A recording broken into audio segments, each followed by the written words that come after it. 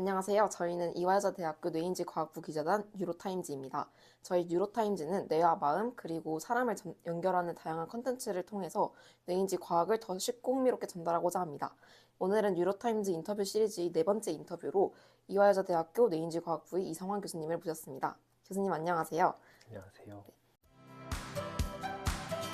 먼저 교수님 간단한 자기소개와 함께 이화여대에서 어떤 분야의 연구를 주로 하고 계신지 소개 부탁드립니다.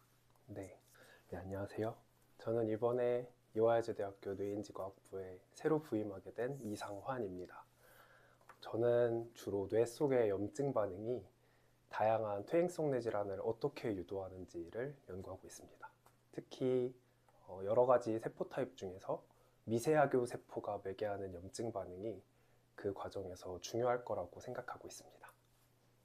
그럼 혹시 교수님께서 이번에 이화여대 뇌인지과학부에 새로 부임하시게 되셨는데 어떻게 오시게 됐는지 오시게 된 계기를 말씀해 주실 수 있나요? 저는 학부 때 뇌마음 행동이라는 연계 전공을 했었는데요.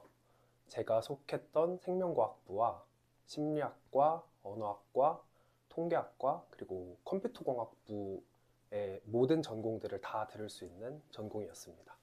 그래서 그때 뇌를 연구할 때 다양한 융합 학문이 중요하다는 걸 알게 되었고, 이화여대 뇌인지과학부가 그런 융합 학문을 실현할 수 있는 되게 좋은 환경이라고 오랫동안 생각하고 있었습니다. 그래서 공고가 떴을 때 망설이지 않고 지원했고 후회 없는 선택이었습니다. 네, 교수님께서 연구실 짐을 푸시면서 혹은 수업을 하시면서 이화여대 뇌인지과학부의 일원이 됐다라고 실감하셨던 순간이 있으신가요?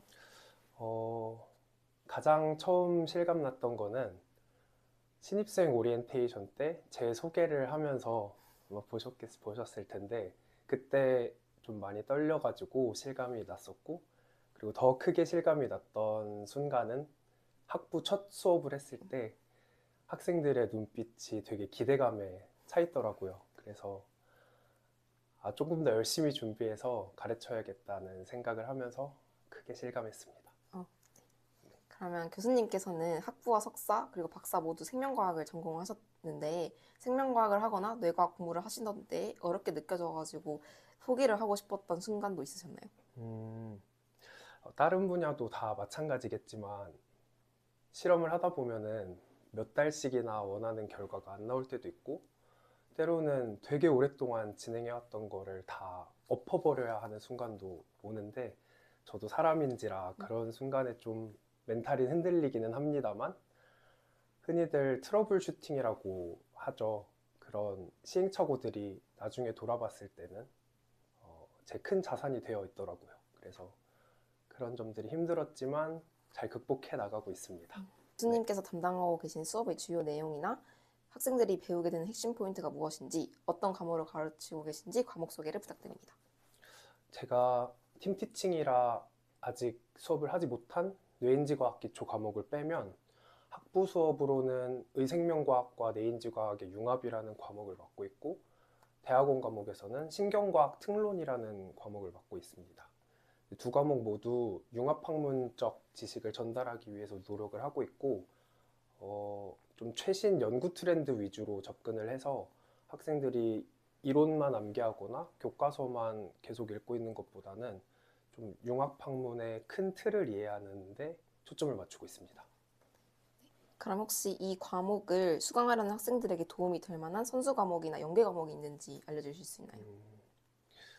말씀드린 것처럼 융합학문의 큰 틀을 이해하는 데 목적이 되어 있기 때문에 당연히 뭐 일반 생물학이나 세포생물학, 신경과학, 그리고 뭐 해부학 그런 지식이 있으면 당연히 도움이 될 텐데, 제 강의의 목표는 교과서 없이 그리고 선수 과목 없이 다양한 학과의 다양한 학생들이 수강할 수 있게 하는 게 목표이기 때문에 별도의 선수 과목은 없습니다. 그러면 지금 교수님께서 운영 중이신 연구실에서는 어떤 주제를 중심으로 연구를 하고 계시고 또 학부생이나 대학원생들이 참여할 수 있는 기회가 있다면 함께 소개 부탁드립니다. 저 자기소개할 때 간략하게 말하긴 했는데, 저는 미세하교 세포가 매개하는 신경염증 반응이 다양한 퇴행성 뇌질환, 예를 들면 알츠하이머, 파킨슨, 그리고 루게릭병 같은 질병에 대한 공통적인 기전이라는 거를 입증했습니다. 그래서 그걸 바탕으로 구체적인 분자적 기전을 밝히는 걸 현재 목표로 하고 있고, 궁극적으로는 그걸 바탕으로 한 치료제 개발을 하는 걸 목표로 하고 있습니다. 그래서 관심 있어 하는 많은 학생들이 문을 두들겨 줬으면 좋겠습니다. 네. 처음 뇌과학에 흥미를 느끼게 되신 계기가 있으셨는지가 궁금합니다.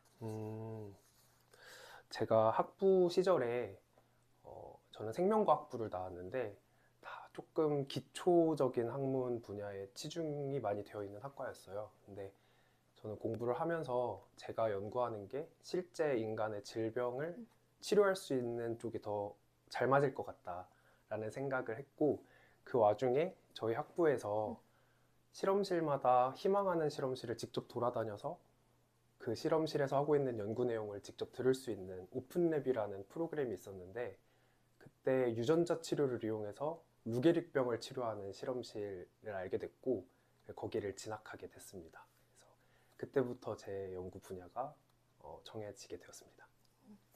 그러면 혹시 앞으로 연구자로서 꼭 도전하고 싶은 주제나 목표가 있으신지도 궁금합니다.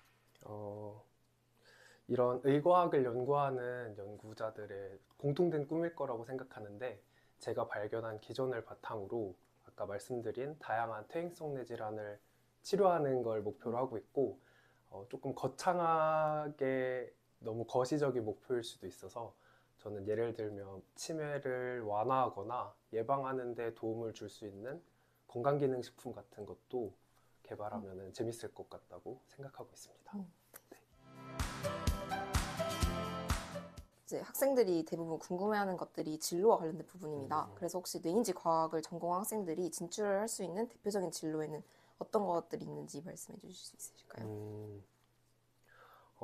먼저 이화여대 뇌인지과학부의 가장 큰 장점이 전공에 구애받지 않고 다양한 과목을 수강할 수 있는 거라고 생각해서, 뭐 학계뿐만 아니라 예를 들면 제약 바이오 산업을 간다거나, 아니면 제가 김지은 교수님 인터뷰 보면서 소설가로 등단한 뇌인지과학부 졸업생도 있다고 들었는데, 어디 닫혀 있지 않고 굉장히 열려 있는 다양한 진로를 선택할 수 있을 것 같습니다.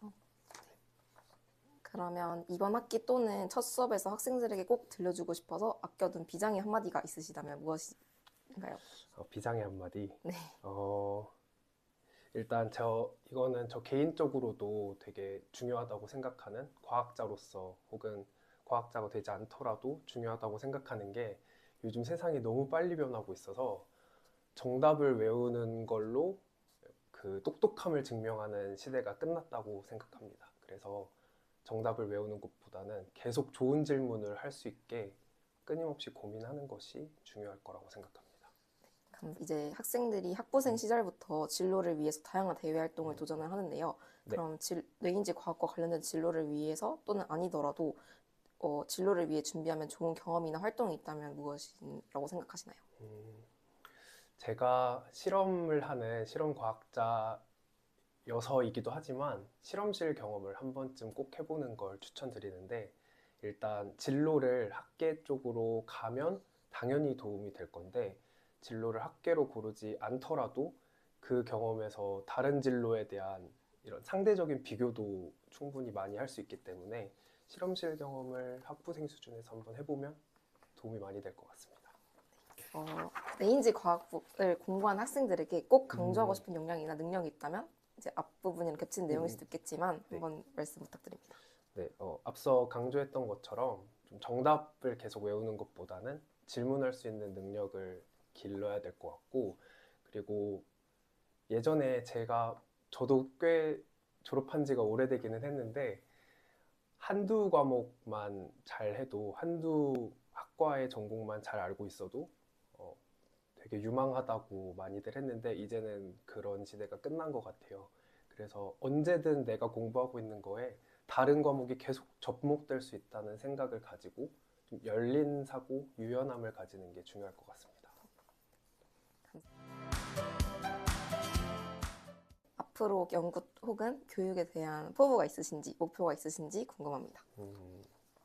이것도 조금 중복되기는 하는데, 일단 제가 하고 있는 연구를 잘 해야 될 거고, 그리고 조금 더 실용적으로 발전할 수 있게 계속 뭐 산학 협력도 많이 해야 될 것이고, 그리고 치료제 개발 쪽으로도 힘쓰고 싶고, 이렇게 실제 사람의 질병을 해결할 수 있는 방향으로 나아가고 싶습니다.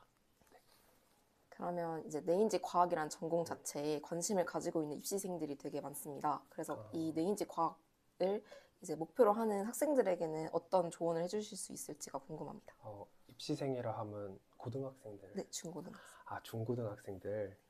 이거 좀 어려운 질문인 것 같은데, 일단 한번 입학을 하면 제가 아까 강조드린 또 다양한 분야를 좀 깨어있는 마음으로 하려는 시도를 하는 게 중요할 것 같은데, 입시생이라면 일단은 입학을 해야 되니까 그거에 구애받지 않고 좋은 성적을 일단 받아야겠죠. 그래서 열심히 공부해서 대학 오면은 또 수많은 루트가 열려 있기 때문에 당장 평가지표로 쓰이는 성적에 신경을 좀 썼으면 좋겠습니다.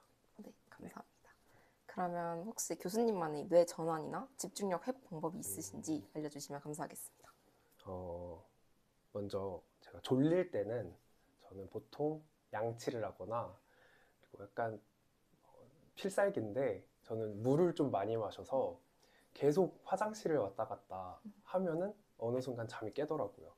그래서 잠은 그렇게 깨는 편이고, 집중력이 떨어질 때는 운동을 보통 다녀옵니다. 그래서 ECC도 지금 등록해서 다니고 있는데 시설이 되게 좋더라고요. 그래서 운동을 많이 다녀오고, 운동을 다녀왔는데도 집중력이 안 올라간다 하면 카페를 간다거나 하면서 환경을 계속 바꾸려고 노력을 합니다. 알겠습니다. 그럼 혹시 뇌과학과 관련된 추천 도서나 영화가 있다면 소개 부탁드립니다. 제가 조재원 교수님 인터뷰 봤을 때 여러 가지 추천해 주신 것 중에 트랜센던스 영화를 되게 재밌게 봤어요. 그래서 그거를 먼저 추천드리고 싶고, 그리고 도서라고 해야 될지는 모르겠는데 제가 최근에 네이버 웹툰에서 꼬마비 작가의 사사독이라는 웹툰이 최근에 완결됐는데 그걸 굉장히 재밌게 봤거든요. 그 트랜센던스랑 사사독 둘 다 나는 무엇인가라는 것에 대한 되게 근본적인 질문을 던져주는 작품들이라서 뇌인지과학 공부하는 학생들이 흥미롭게 볼 수 있을 것 같습니다. 흥미로운 추천 웹툰 감사합니다. 그럼 이제 마지막으로 밸런스 네. 게임을 진행을 해보자 하는데요. 네, 이제 교수님께서는 연구가 안 풀릴 때 끝까지 붙잡는다? 아니면 일단 잔다? 저는 끝까지 붙잡는다. 어, 일단 자면 다 리셋이 되더라고요. 그래서 저는 좀 끝날 때까지 뭐 밤을 새서라도 계속 붙잡고 있는 거를 좀 더 좋아하는 편입니다. 네. 그러면은 완벽한 가설을 세우고 실험을 시작하시는지 아니면 일단 실험을 하면서 가설을 수정하시는지도 선택 부탁드립니다. 저는 일단 실험하면서 가설 수정. 이게 완벽하게 세워봤자 어차피 틀어지더라고요. 그래서 준비하는 데에만 한 세월이어서 그럴 바에 일단 부딪히자 파입니다. 그러면 논문을 읽을 때는 한 편을 깊게 읽으시는지 아니면 여러 편을 빠르게 훑으시는지도 궁금합니다. 저는 여러 편을 빠르게 읽기 파입니다. 일단 한 편을 깊게 읽는 거는 성향상 잘 안 맞더라고요. 그래서 좀 주의력이 산만한 걸 수도 있는데 한 논문을 읽다가도 거기에 참고 문헌으로 계속 샛길로 빠지면서 결국에는 한 수십 편을 얇게 읽게 되는 것 같습니다. 그러면 연구하실 때는 선호하시는 환경이 조용한 연구실인지 카페나 외부 공간인지도 궁금합니다. 제가 최근에 알게 됐는데 저는 원래는 카페를 좋아한다 생각했거든요. 이제 오피스가 생기니까 오피스가 집중이 잘 되더라고요. 그래서 조용한 연구실을 고르겠습니다. 네. 그러면 이화여대 뇌인지과학부와 카이스트 뇌인지과학부 두 개의 학부가 지금 학부로서 전국에 존재를 하고 있는데요. 이화여대 뇌인지과학부만의 장점을 제시해 주시면 감사하겠습니다. 이것도 좀 진부할 수는 있는데 당연히 융합적인 학문을 한다는 게 가장 큰 장점. 뭐 이화여대는 카이스트도 말씀하셨지만 이쪽 분야에서는 거의 제가 알기로 사회과학까지 아우르고 있다고 들었거든요. 그래서 너무 퍼스트 무버로서 잘 해나가고 있다는 융합 학문의 강점이 있고, 그만큼 진로의 다양성도 넓어졌다는 게 누가 보면은 좀 결정장애가 오는 단점일 수도 있지만 무시할 수 없는 큰 장점이라고 생각합니다. 감사합니다. 그러면 이제 뇌인지 과학 분야가 정말 빠르게 바뀌고 있다고 생각을 하는데요. 앞으로 10년 뒤에는 뇌인지 과학 분야가 어떻게 변할 것이라고 생각하시나요?